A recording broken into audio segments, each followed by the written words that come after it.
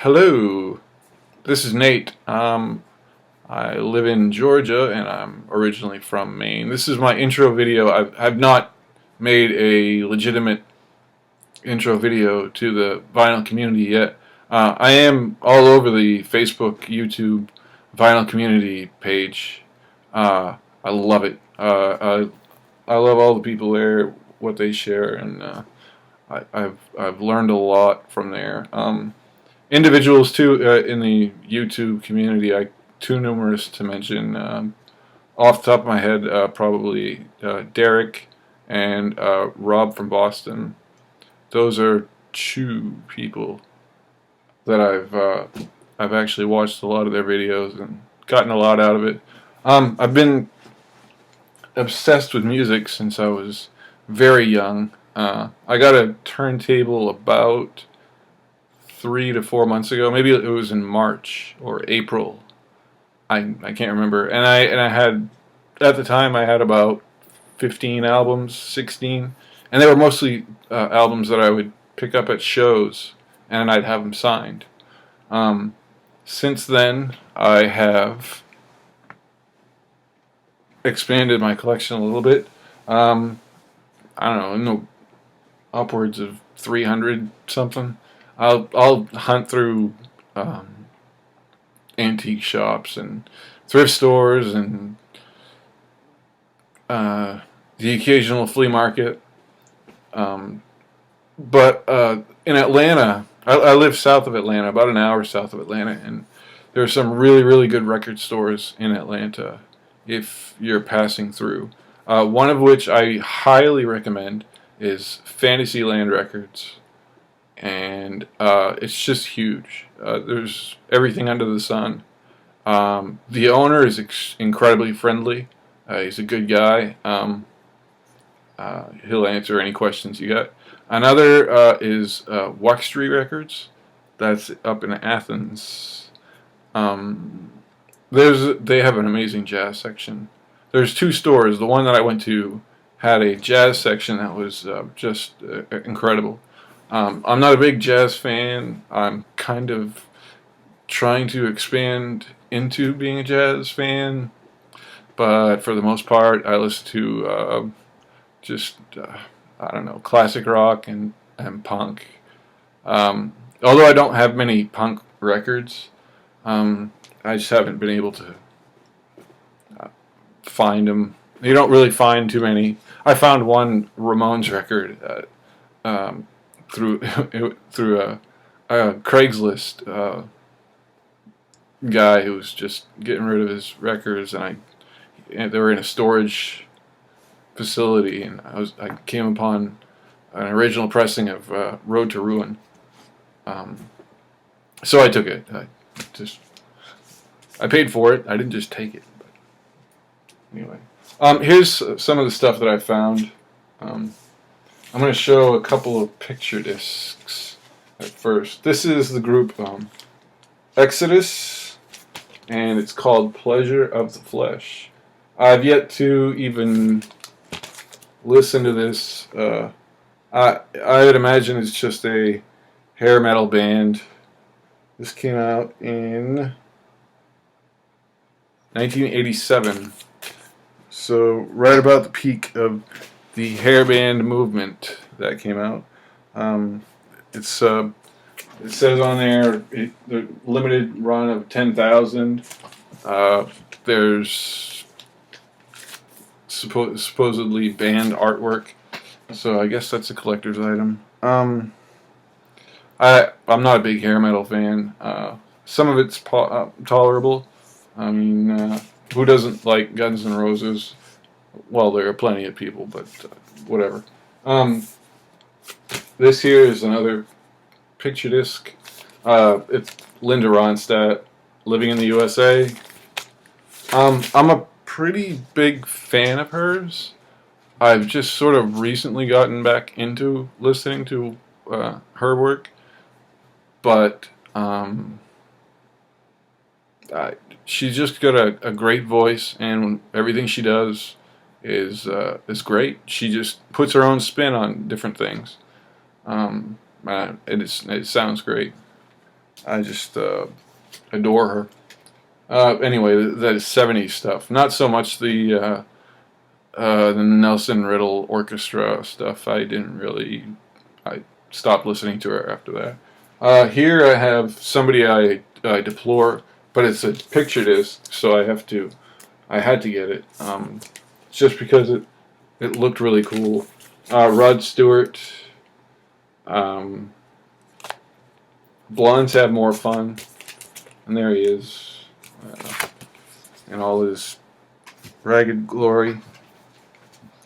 I don't like his music, but I got it because of the picture disc, and I don't plan on playing it. Not only that, picture discs, of course, don't sound nearly as good as regular vinyl. There's a lot of talk on what is the greatest live album to ever come out. A lot of people say, Cheap Trick at Budokan, Rush, Exit, Stage Left. That's a good one. That's at the top of my list. Frampton Comes Alive, whatever. I'm gonna go with the J. Giles Band and Blow Your Face Out. This is incredible.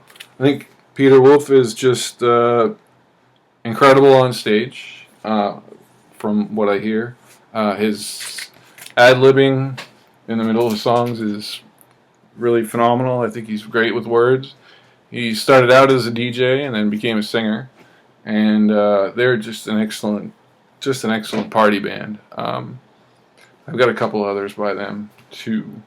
I've got Exile on Main Street by the Rolling Stones, in very good condition. I did not pay very much at all for it.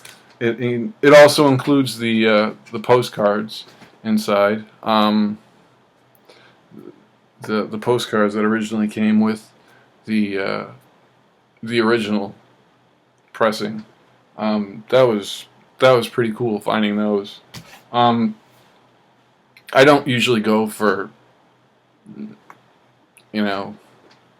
high dollar, high value stuff, but I saw that as part of a bigger deal a bigger purchase that I was making, and I just sort of grabbed it and I took it. Oh, Eagles Hotel California. It's a great album, but you will notice this right here and that right there. This is a pressing from Spain. I got this through a friend. A friend of mine he had a number of records, like 100 and something. They're all classic rock, a lot of southern rock, but he was just sort of giving them away. So I said, I'll take them. And he's like, okay, just give me $30 for it. And he gave me also a Sony turntable with a Shure cartridge, of all things. That really kind of surprised me. He was like, yeah, sure, just take it. And I was very pleased by that. I got home and I saw everything that I had hauled for like $30, and I thought, I was blown away. I mentioned, I think, jazz earlier, and this is my gateway into jazz. George Benson, Weekend in L.A. I originally had picked up a copy of this at an antique store for about $3, and I got home and I was pissed to find that there was only one record. It's a 2-record set, and there was only one record in the other one. Fortunately, a couple weeks later, I was at a flea market and I found a copy of it, and it had both records, and they sound really good. There's some ring wear, but and it doesn't have a sleeve on it yet. I've got to get.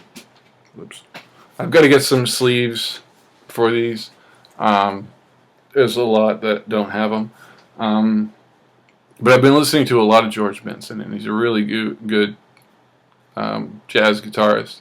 As he got on later in the 80s, 1980s, he became more of a pop, just a slick back pop singer. He wasn't, there's nothing to write home about, but like Breezin' and Breezin' was a really good album. That live one was a really good one too. This one was just weird that I stumbled upon this one. This is a 1978 pressing of the Beatles' Help. The soundtrack. It's the American version of it. But in the corner it says, property of Capitol Records. This album is on loan for promotional use only. Holder agrees to return it on demand. Attempted sales are void and in violation of the law. So I've got a rare promo edition stereo of the soundtrack to the movie Help, which I loved as a kid growing up. I was a huge Beatles fan, still am a huge Beatles fan, and as my collection sort of starts to build up, I'll try to find more and more Beatles LPs to fill up the shelves with. So that's pretty much it for now. I'll try and make more videos as I go along, finding more cool stuff. That's just a sample of what I've gotten. I just got back from Orlando, Florida, and I spent a lot of money on a bunch of albums. Last night I tried to make a video, and it was about 23 minutes long, and I went back and played it, and there was no audio on it. So it basically showed most of what I had bought in Orlando over this past week.